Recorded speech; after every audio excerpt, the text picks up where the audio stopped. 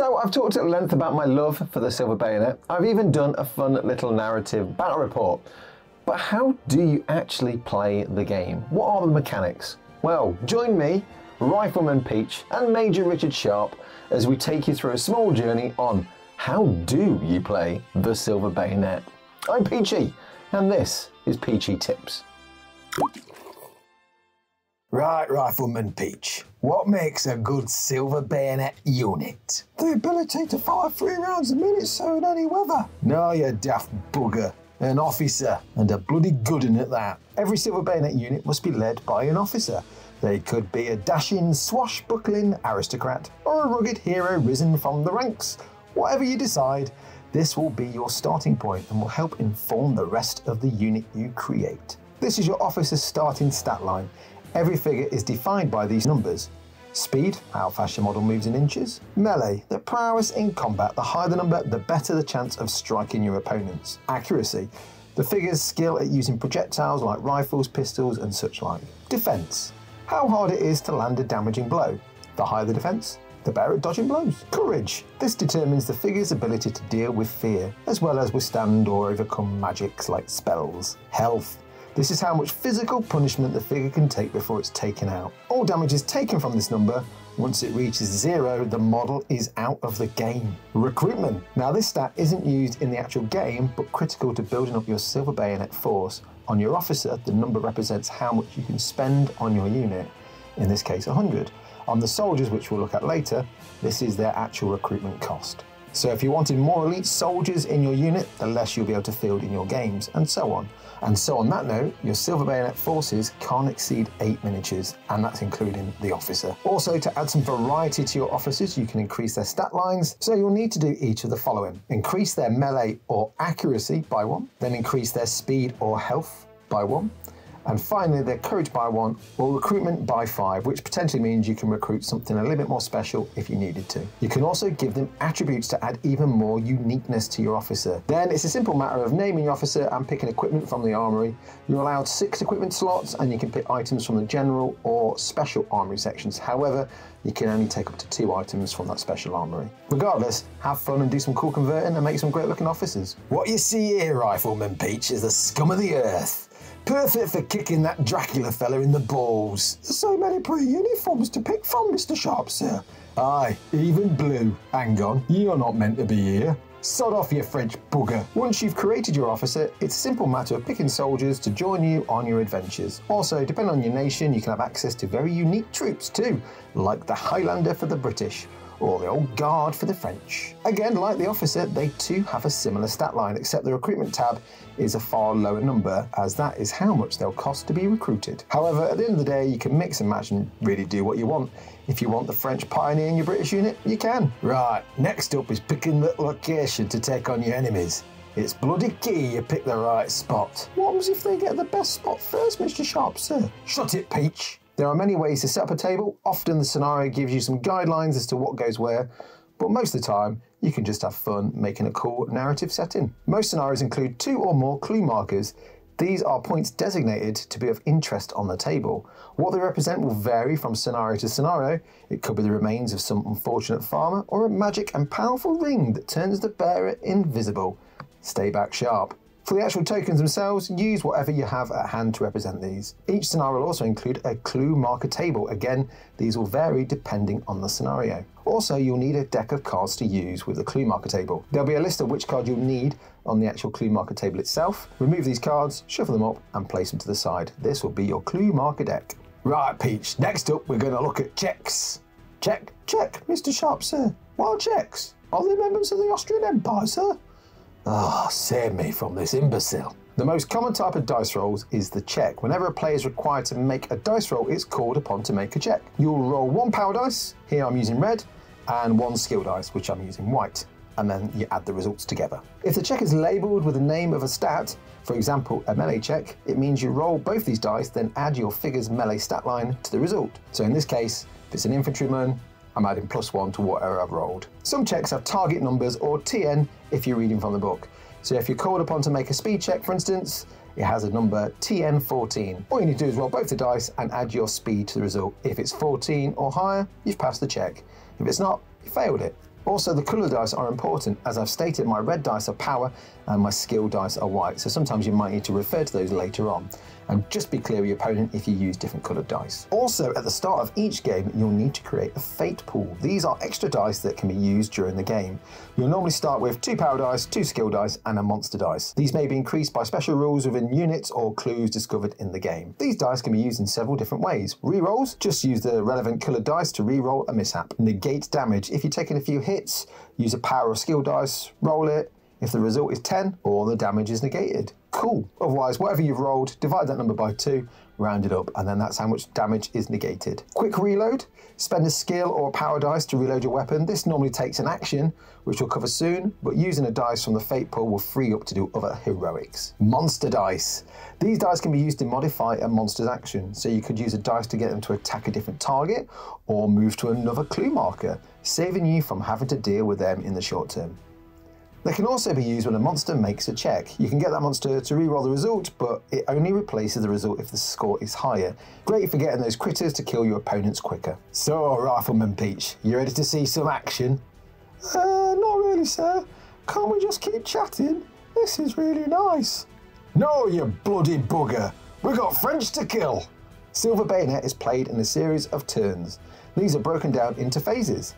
The initiative phase, this is where you determine who the primary player is and who the secondary player is.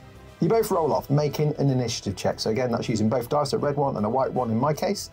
The winner becomes the primary player, ties are re-rolled, and any rolls of a double 1 incur an unexpected encounter, or rolls of a double 10 will result in an unexpected event.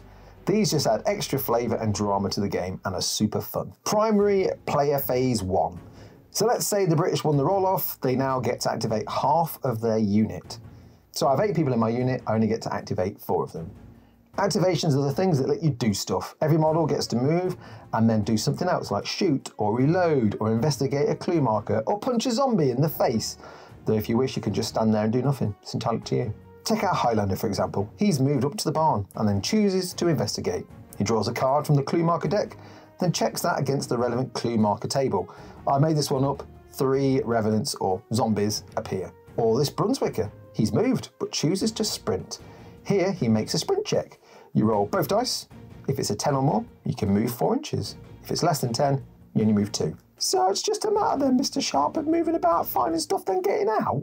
Yes and no, Rifleman Peach. We need to do our mission, correct, but kill these bloody buggers at the same time.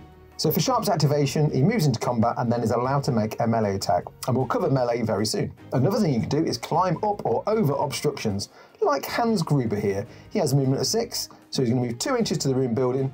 However, it costs double to climb, so 2 inches becomes 4 inches. That's basically his move completed as he's reached the top. With the first half of the British activated, the monsters get to have a crack. They have a special table as they're pretty much NPCs in this game. In this example, all the French zombies can do is move and attack in melee. Here, this zombie attacks and fails to hurt the Highlander. The Highlander can strike back or back off. He strikes back, but fails to do any damage. The other zombie tries its luck, but is cut down in retaliation by the Highlander, as is the one that's also fighting Sharp. Again, we're going to cover fighting very soon. So, Mr. Sharp, sir, how do you actually kill zombies then, sir? It seemed quite easy. It is. You just got to use pointy end.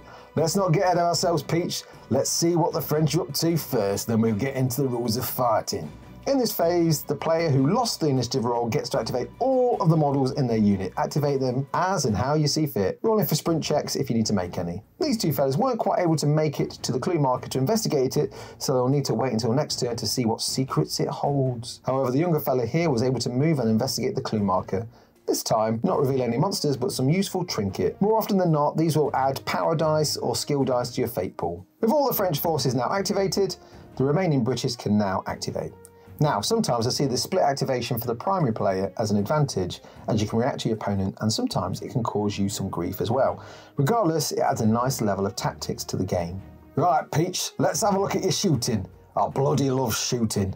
Any figure that's equipped with a projectile weapon can make a shooting attack.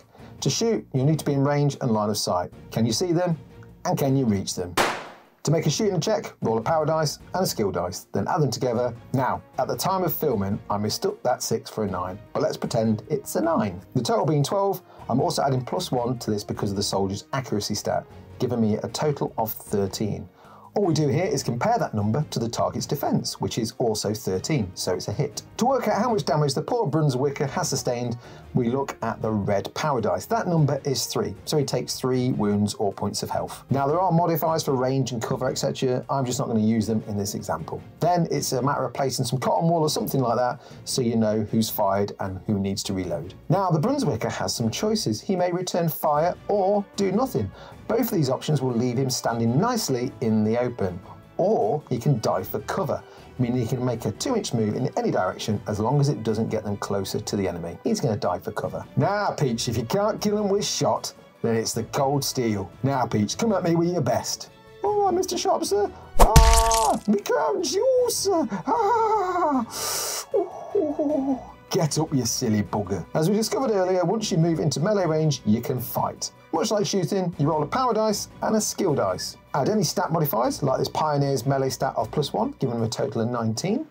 Easily beating Sharp's defense of 14. Not bad, eh? The Frenchman is also wielding a heavy weapon. If we look at the stat line here, this adds +1 to the power dice, meaning that in total, he causes 11 damage. Sharp takes 11 points of health. Bugger. Mr. Sharp, sir, did that hurt, sir? Do you need a bandage, sir? Bugger off, Peach, I'll rub some dirt in it. Sharp strikes back, rolling a 15 and adding his melee stat of 2 means that totals 17, easily beating the Pioneer's defense of 14.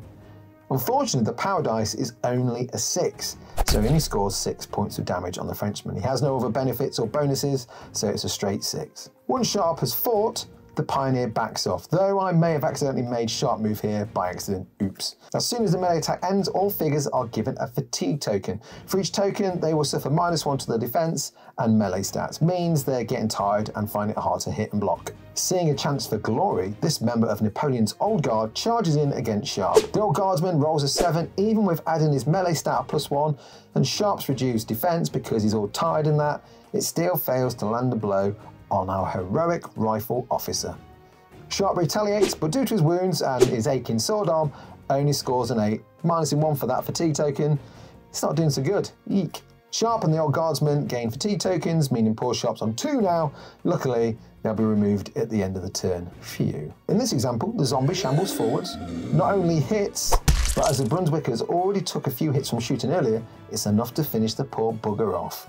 Rest in peace, Gunther von Gunther. Now, there's something else you need to be mindful of, Peach, and that's watching your step near edges. You don't want to be falling off any ledges. Any figure suffering damage near a ledge could fall. Make a speed check, target number 12. If passed, nothing happens. If failed, the figure falls. Now, if the distance is less than 3 inches, they'll be fine. If it's greater than 3 inches, roll 1 power dice. If it's greater than 6, roll 2 power dice. And if it's greater than 9, roll 3 power dice. Whatever total you get on those dice, that's how many wounds they take. Basically, don't fall off any ledges. Bloody hell, Harris, watch where you're going. Yes, sir. Sorry, sir. I was reading Voltaire, and I must have missed my footing, sir. Well, stop faffing about and get back up there and shoot some bloody French. Dead ones or alive ones, I don't care. Oops, apologies again, sir. Chosen men? I didn't choose you. Yeah. Now, Peach, if you're bringing horse to battle, don't get off them, because the buggers just run off. Monsieur, Pierre! Pierre, come back, Pierre! Pierre! See, it's as simple as that. You get off, they bolt. Sacre bleu! Pierre! Now, you're as green as a rifleman's jacket, Peach, but when you've seen as much as I have, nothing bothers you. What about that, Mr. Sharp, sir? They have a cave troll. Bugger. Even though most of the members of the Silver Bayonet units are tough and hardened fighters, sometimes there are things that even give them the willies. To make a terror check, roll a skill and power dice, apply any modifiers if there are any, like, I don't know, -1 for example, and consult the terror check table. Here, our poor Dragoon has got a 9. Taking into account that -1, that means the result is an 8, which is stunned. If the figure is active, its activation ends immediately. It suffers -1 to all checks until the end of its next activation. Great for the British, less so for that Dragoon. So there we are at Rifleman Peach. This pretty much covers the basic rules of fighting with me and the lads. Sharp's rules. Now all you need to do to become chosen man is to kill these 3 zombies on your own. I mean, if I can kill 3 French Dragoons on my own to save Wellington's life, easy, and mine were alive. Okay, Mr. Sharp, sir. Thanks, Mr. Sharp, sir. I hope I survive, Mr. Sharp, sir. Love you, Mr. Sharp, sir. Bugger off. Well, I do hope Rifleman Peach survives that encounter with those undead French. I'm sure it'll be fine. I'm sure it'll be okay. It'll be okay. Well, thank you for watching this little video about how to play the Silver Bayonet. Though in my actual narrative battle reports, when I do those, I won't be covering too much in detail about the game mechanics and dice rolling. If you've seen that video already, if you haven't, go check it out now. It's just a bit of fun. But yes, this is just a bit of a, if anyone's interested on the game actually works. So hopefully you found some use in all of this video. I also want to take this opportunity to thank you, the community. Your support has been amazing. I'm blown away by how you received my videos in general, but the last one I put out, which was my battle report, really, you know, I'm over the moon that you enjoyed it. And it's a silly little story and silly little voices, but I'm glad it was well received. So thank you so much. I just wanted to take the opportunity to say thank you. Also, massive thank you to these beautiful people who, without them, I wouldn't even be able to make these videos. So the support that all my patrons show me, you know, regardless, it doesn't matter what tier you're on, thank you so much for your support. Right, well, I'm going to crack on and make some more sharp episodes, among other things. So I shall see you over the hills and far away. Oh, yes, I won't be putting John Tam's music on the end of this because I'm going to save those for the battle reports because I need to wheel him out from the basement. Speaking of which, he's not had a drink yet. I should probably get him out of the basement and get him some vitamin D as well as a nice cup of tea. Right, better wheel out John Tam's. See you soon. Bye.